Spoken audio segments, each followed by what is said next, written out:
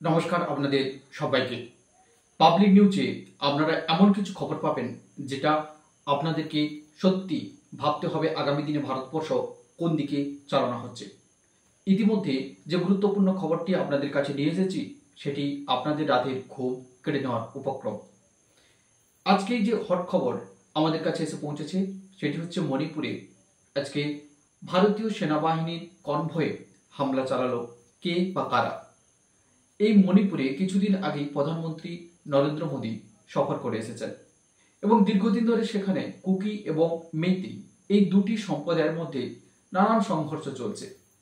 কিন্তু সাম্প্রতিককালে এরকম ঘটনা কখনো দেখা যায়নি ভারতীয় সেনাবাহিনীর উপরে আজকে যেভাবে হামলাটি হলো।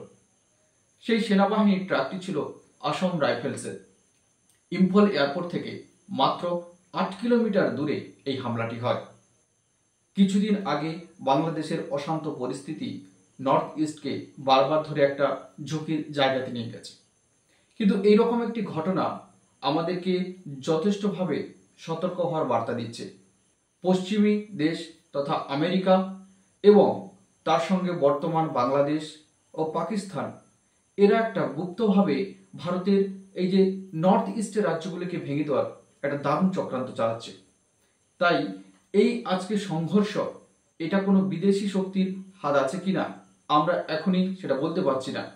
তবে ভারতীয় সেনাবাহিনীর উপরে এইরকম বর্বরচিত হামলা এটা সত্যি কিন্তু ভারত সরকারের কাছে একটা বড় মাথা ব্যথার কারণ।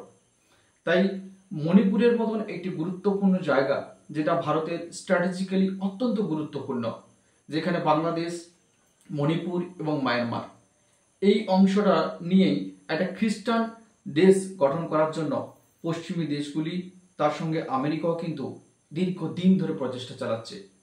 আমরা আশঙ্কা করছি এটা তারই কোনো বহিঃপ্রকাশ নয় তো।